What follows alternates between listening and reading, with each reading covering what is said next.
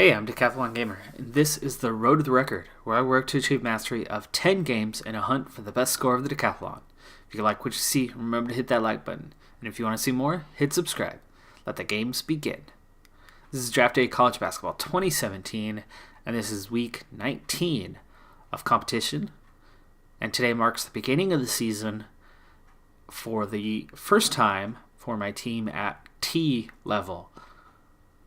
So with the promotion relegation system that I switched it to at the start of this series, 23 divisions. We started in Division 23. We have now worked our way up to Division 21. Long ways to go in our climb towards the top, but we're actually starting to make some progress. We are definitely out of the cellar. Competition's getting a little bit tougher, but we've got a long ways to go. Taking a quick look at the developments so far as the season gets started, here is our Conference T, both opponents and how they've done in recruiting thus far. So Abilene Christian has moved up once again, so we've been with them a lot. Boiling Springs, they've got a top 730 recruit. Chicago State, Coppin State, they're not even in the top 1,000. Chicago State's got one at 633. Emmitsburg, their highest is 700. Florida Gulf Coast. Jersey City, they don't even have any recruits yet. Loretto. Crimson Lightning, 659 is their top recruit. North Dakota has moved up. North Fairfield, no recruits. Northern Arizona, they haven't even cracked the top 1,000. And there we are. Olympic Decathlon Rings point guard Maxie Davis has given his verbal agreement. He is ranked number 108 in the nation. Top recruit, much higher than anybody else has at this point. So again, I have the means to continue moving up. However, I have 4 scholarships to give out, and that's only 1 recruit coming in so far. So I still have 3 to go. I'm pretty close to grabbing a second player, but I don't even have my 3rd or 4th scholarship offered out at this point, as I'm still working players over, trying to find somebody to fill the void. Radford, no recruits. Seattle, another team, Seattle U, that we've moved up with through the ranks. They're cracking the top 1,000, but they're only in the 800s. South Alabama and Utah Valley State. Neither of those have any recruits yet.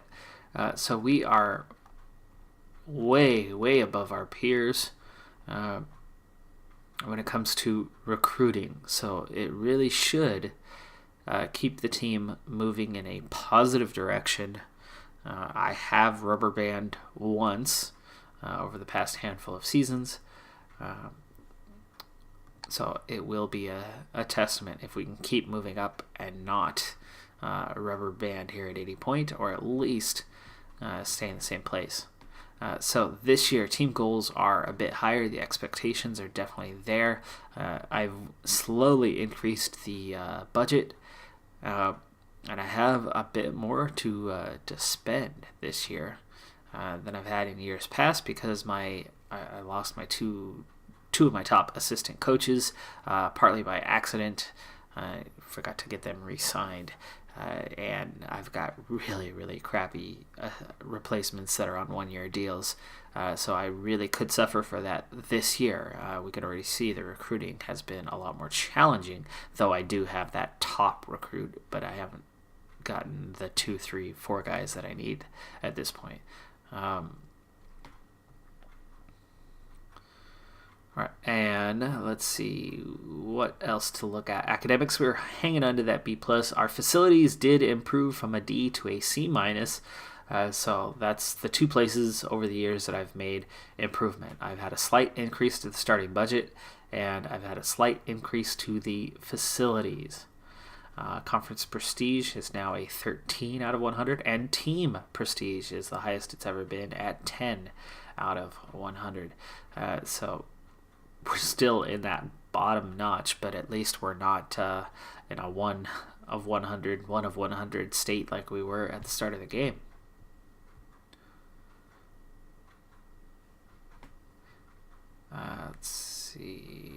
let's look at one last thing.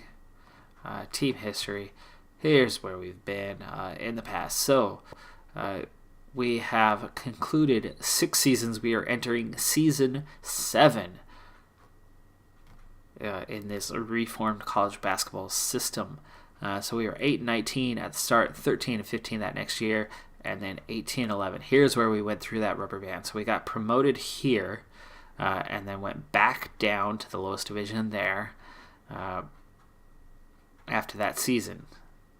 And then the following year, we got promoted out of that cellar division with our best season yet. And then this last year, we topped 20 wins for the very first time, only making the NIT, though, because I did not win the league. The year before, I won the league, so we actually made it into the NCAA tournament, and we actually got through that qualifying round into the first round, so that was pretty cool.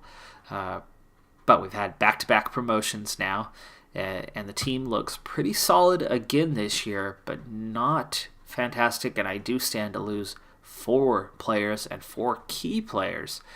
So this could be the first time that I see a significant drop-off from one year to the next year in terms of recruiting. And then next year's batch of seniors, when they're gone 2 years from now, I'm actually looking at some difficulties unless I find some really good replacements that can come in right away. Hopefully Maxie Davis can be one of those.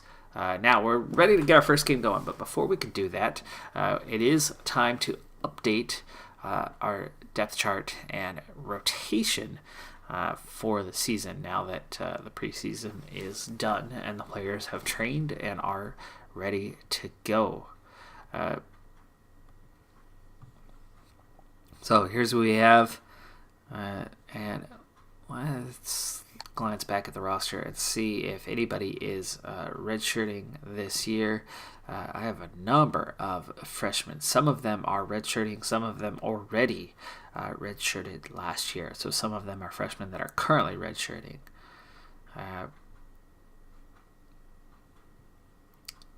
So Zimmerman, Hazelton, Feltz, Ray Price.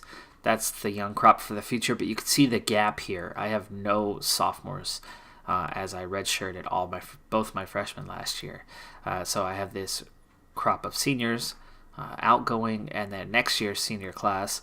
Once they're gone, that's where I'm going to run into some trouble because we're going to have some serious replacements to do as the roster is going to see a major overhaul in the next 2 years. All right, so back to the depth chart. Hazelton and Feltz are the ones, I believe, that are redshirting this year. It's been a little while since I've been on here, since I've recorded last.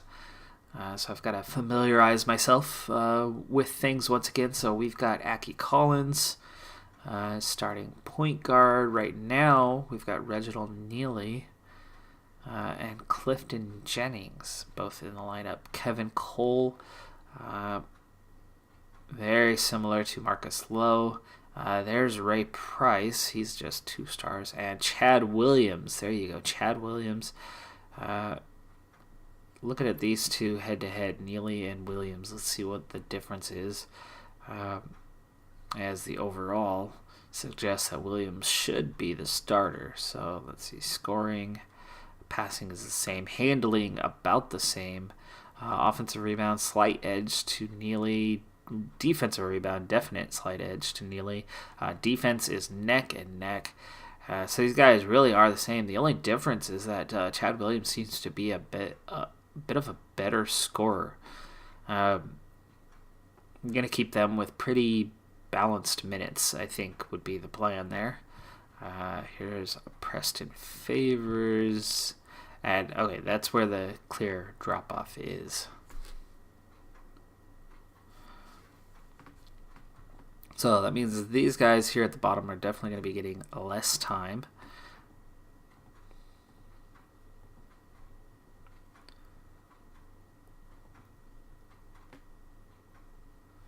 Probably going to put Zimmerman above Fisher.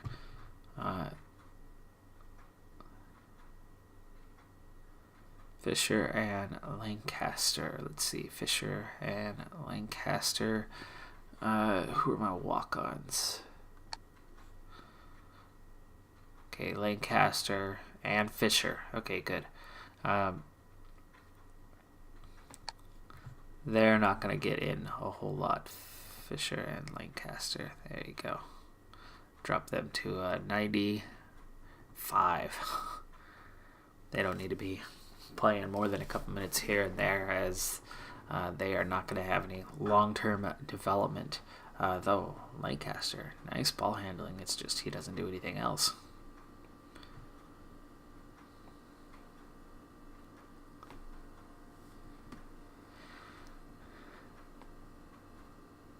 Alright, so I think we have the depth chart done. Now we're going to need to move into the rotation a bit.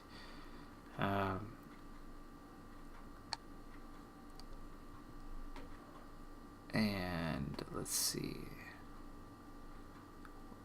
Let's go ahead and do that one first, based on the depth chart. Make sure the depth chart stayed as it should have been. Yes, it did.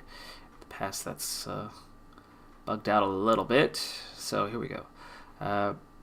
We got Collins as our main guy. Zimmerman seems to be his backup. There's Neely and Williams. There's Lowe and Cole. Jennings and Price. Gosh, it looks kind of like a full switch there. First unit, second unit.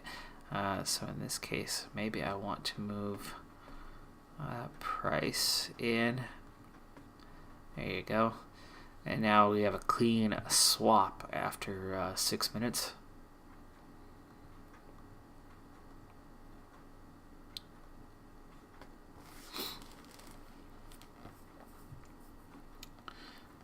Okay, and here we're kind of back to the main group for 6 minutes. And let's see, what do we have here? Williams. I'm going to get Williams half the time, so we're going to put Williams in there. And Cole, who's pretty much neck and neck with Lowe, should be getting half the time through the first half there.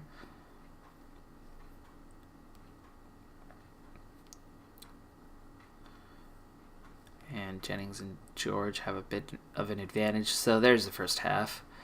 Okay, now looking at the second half. Okay, a little more time for Cole over Zimmerman.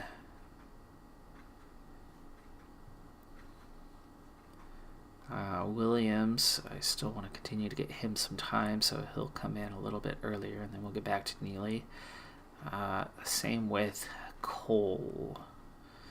Kevin Cole will come in there. That's Jennings throughout. We should give him a quick break. Maybe here.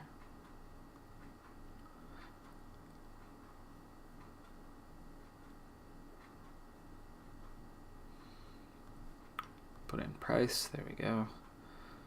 Okay, and that should do it for that part.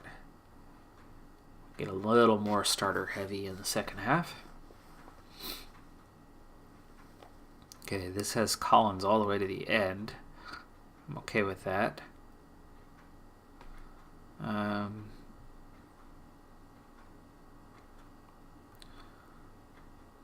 Williams is a better scorer, so down the stretch we might need him, so we'll put Williams in there.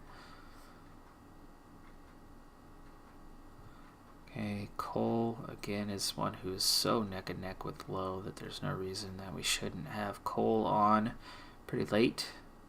Oh, Cole's playing over here, really? Playing power forward? Interesting. So I don't mind that. And Earl gets in there. Okay, that's pretty good. I think that should do it.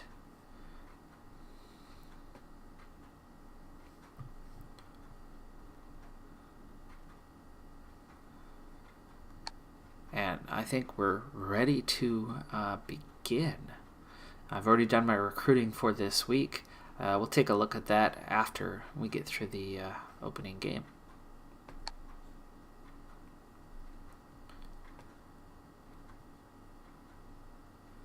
We don't play on the opening day. That was the opening day, but here we are, second day of the season, and we have what is that, Macon or Macon? I think it's Macon. And we'll go ahead and get into this game. Season opener. What was that now? Season number 7. And for the first time in Conference T, aka Division 21 out of 23 divisions. And let it begin. We're going to cruise through this one. It's season opener. We've got a long time to go in the season. So we'll fly through. We got the opening points of the season. And getting off to a pretty decent start through the first 4 minutes. We've got a 4-point lead. A couple back-to-back threes, it looks like. And we've pulled out to a big lead, 19-4, 21-4 at one point there, as we approach the halfway mark of the first half. Turn the game volume down just a little bit here. There we go.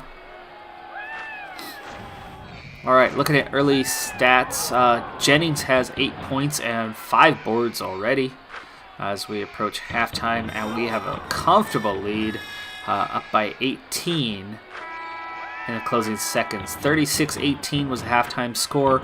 Jennings continues to pile on the numbers, approaching a double-double. Neely's got 10 points already.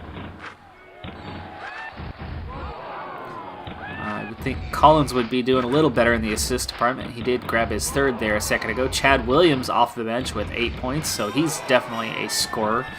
So it looks like Neely and Williams are going to combine for a lot of points this year. The lead has stretched to well over 20 points, nearly 30 points now. And there it is, over 30 points, 67-34. We are piling on the misery. And that's despite only 2 free throws. Steals are 5-3, points way up over them. Final 3 minutes of the game. We are going to comfortably win this one. 73-38 at this point. 4 blocks in the game.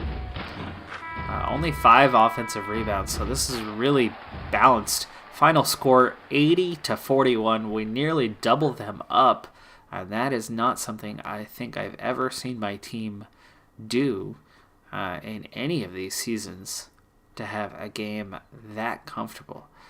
So even Emerson Fisher got in there at the end.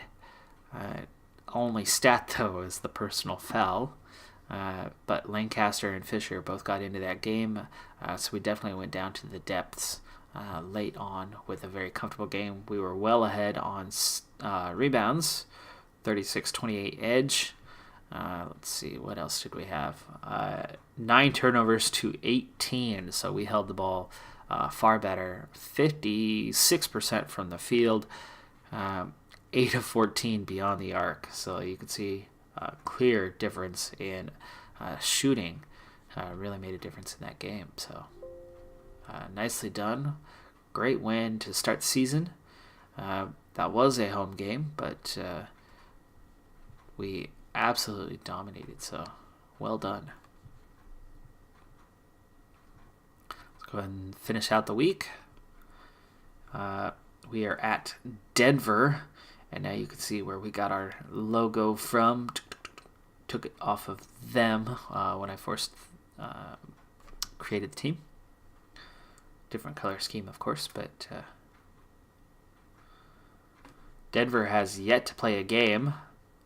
There they go. They had their first game finally, which was a win. We are on the road at Denver, but we do get the win. So road is always a more difficult place for us to play, but we start off the season 2-0. Next up is Tennessee. The Volunteers should be a tough challenge for us. It is on the road, but they are 0-2 right now, so maybe we've got a decent chance of grabbing our third win of the season right off the bat. You have new mail. Right, so we've grabbed few pieces of mail. Let's see. Scotty reports, and Maxie Davis has turned his verbal into a letter of intent, which is good to see. Now let's go ahead and take a look at our recruiting so far.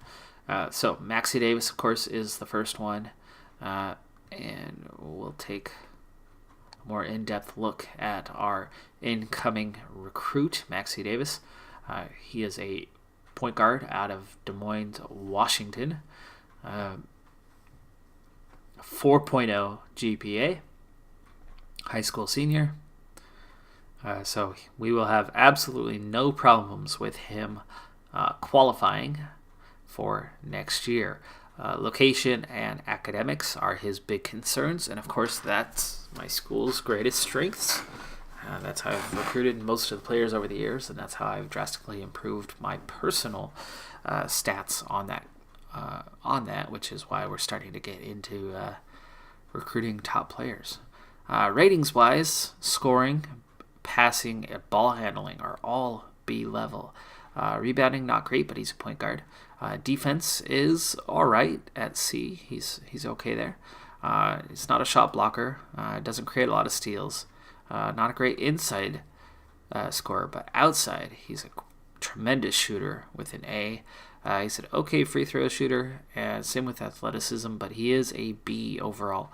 So for me, this is pretty high from what I've been grabbing through the first 7 seasons. It's been rare to get a B level player, and that's really only been over the last couple of seasons that I've been able to do anything like that. So pretty decent grab for us, and certainly among the highest, if not the highest ranked player that I've had so far. Now, here's what else I have, and this is already the list. There is no more scroll down. So this is what I'm down to, and you can see interest-wise, actually not a whole lot of interest. So it's been a much more difficult year for me when it's come to recruiting, despite the fact that I've been able to grab such a good one so far.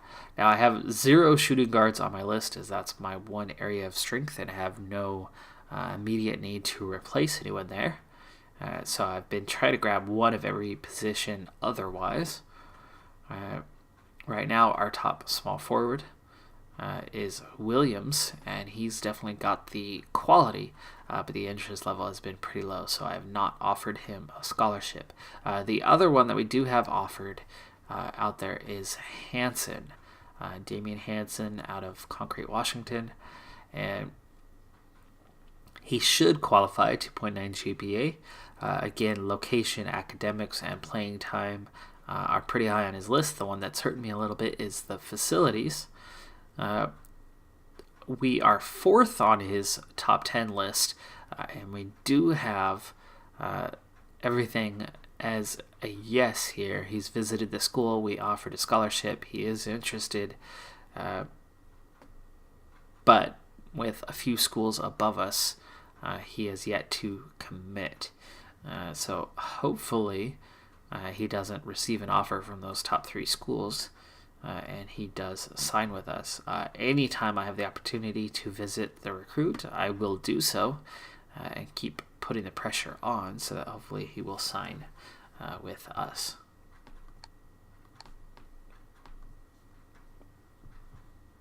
All right, let's go ahead and take a look at our other guys. So here was Kerry Williams, also out of Washington, also a B on the recruiting, and location and academics matter. So that's all good, but we are not in his top 10, so the interest level is pretty low, and so it's been hard to get much out of this kid. All right, our next recruit, and most likely to be offered a scholarship, is Eric Blevins. This is a junior college sophomore. He does care a lot about location and playing time, and he's coming out of East Wenatchee, also Washington. So my top 4 guys are all Washington recruits this year. I think that's part of what's making it a little bit more difficult, is most of my recruits are coming out of Oregon, and I have an okay job when it comes to recruiting out of Washington. If you've been following the series, you would know that the team is based in Portland, Oregon.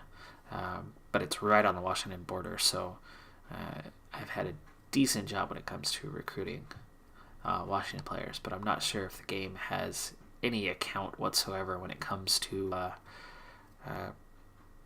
outside of your state or actual mileage between one city and the next, or if it's just if your team's based in Oregon, you're going to recruit Oregon well, and then you'll recruit the West okay. Or if it's actually more detailed than that and they actually get into specifics on city to city and actually have, kind of a distance factor.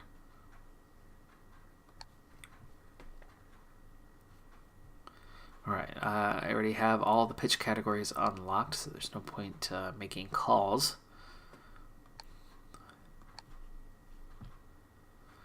Ooh, I don't have parent information on Ross Wright here, so let's go ahead and make that call. There we go.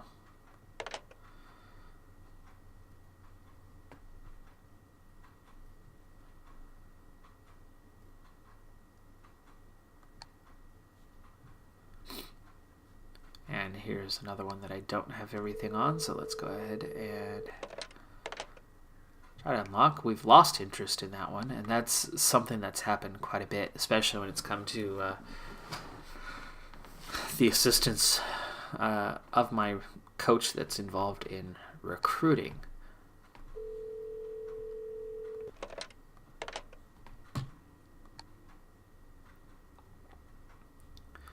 No interest, so let's see if I can at least get him back on the hook.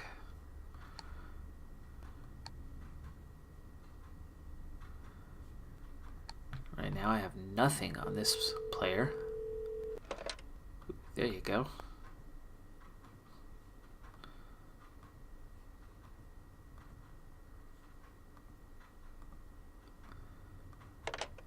The difficulties I've had plays a role in why I don't have anything on players like Gibson here.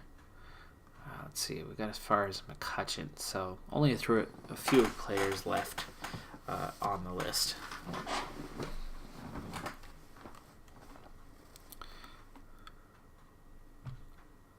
All right, getting back to the season, we're going to go ahead and sim through the week. First up is Tennessee on the road 1 day from now.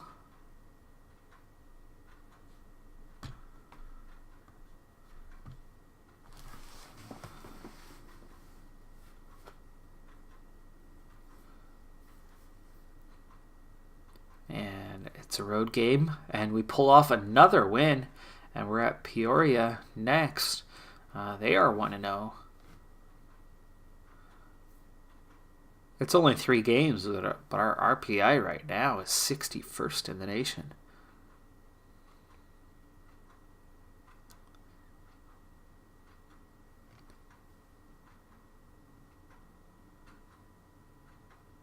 Peoria dropped to 1-1, but they do get the win. So we suffer our first loss of the season, dropping to 3-1.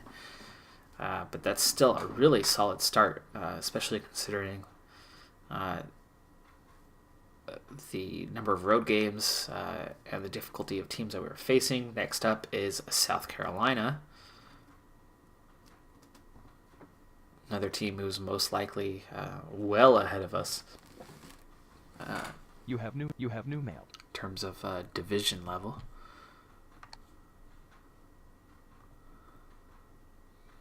So let's see. Looking back at that, South Carolina is Conference F. Cal Davis, that's a more manageable game. Nevada's Conference F. North Baltimore is a team we should be able to deal with a little bit better. Let's see, Peoria was Conference H. So we're still not dealing with teams at the highest levels.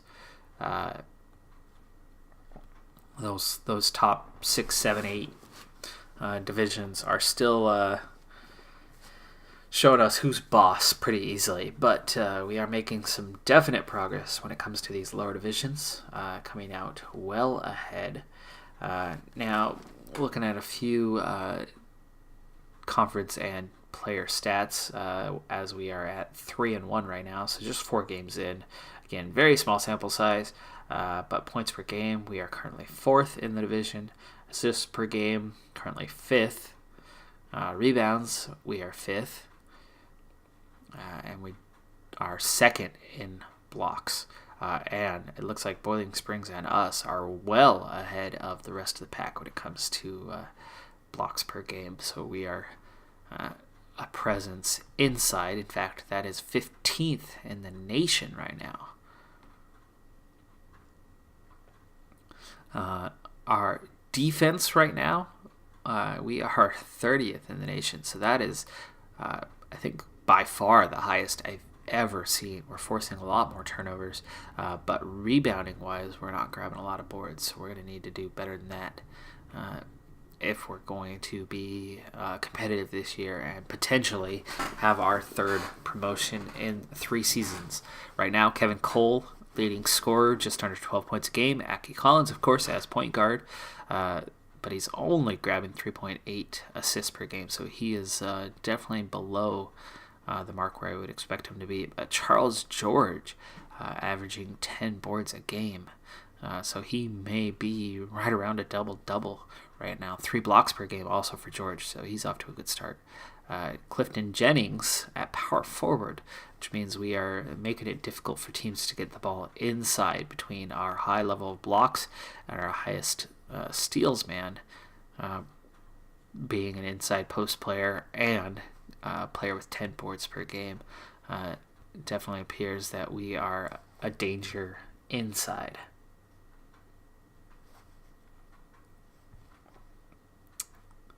Okay, quick look at recruiting. We'll get one more week of play, and then it looks like I'll be wrapping this episode up here pretty soon, and then we'll be starting the next episode at the beginning of conference play.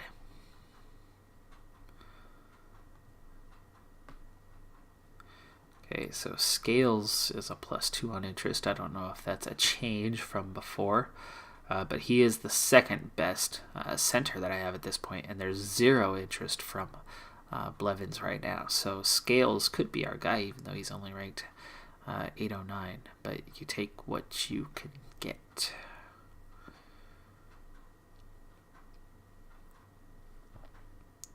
All right, let me get the last few guys on watching some film.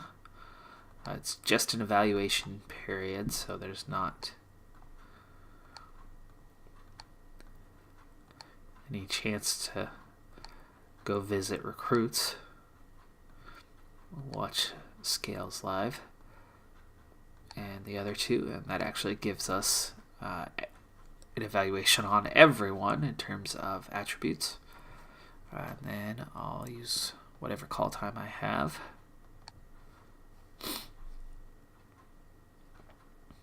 Okay, we've already got everything on Williams. We've got everything on Hansen. Blevins we do not, and there we go. We've got interest once again from Blevins, so we've re-unlocked that.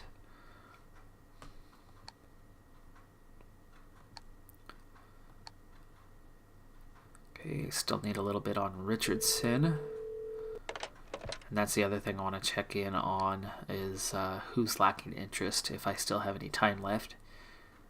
Plenty of time in academics, still need those. Okay, there we go. We got everything on Scales now. And academics and location are at the top. However, this kid's from outside of the area. He is from Vegas. But that's still west, so it's still regional. Okay, Gibson, we still need a couple things.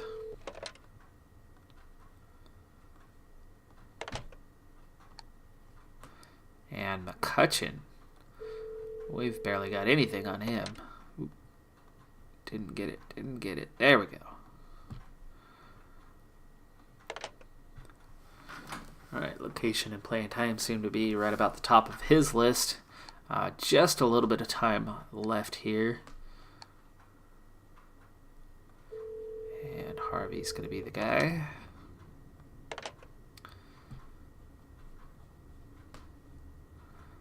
Now that I have a letter of intent from Davis and a 4.0 GPA, it's possible I might go in and drop the remaining point guards. Harvey, McCutcheon's high interest level, though. But look at all these guys. Richardson, Wright, Smith. What's the point of keeping them around when I already have my point guard coming in? Then I can focus on these other guys. I'll definitely think about that in the next couple of weeks. There's a good chance that all those point guards will get dropped from the list, with maybe the only exception being McCutcheon, who is fairly solid besides the fact that he's not a very good defender.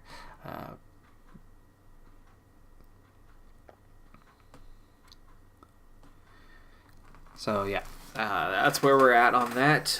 We are 3-1. Let's go ahead and as I wrap this episode up, I'll go ahead and sim the week so we can see these couple games. It is home to South Carolina.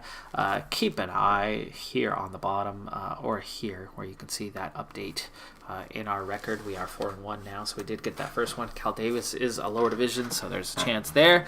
But that's going to do it for this episode. I'm Decathlon Gamer. Remember, I'm aiming for the best of the best. So if you're ready to join me on my journey, hit subscribe and tune in next time on my road to the record. Bye for now.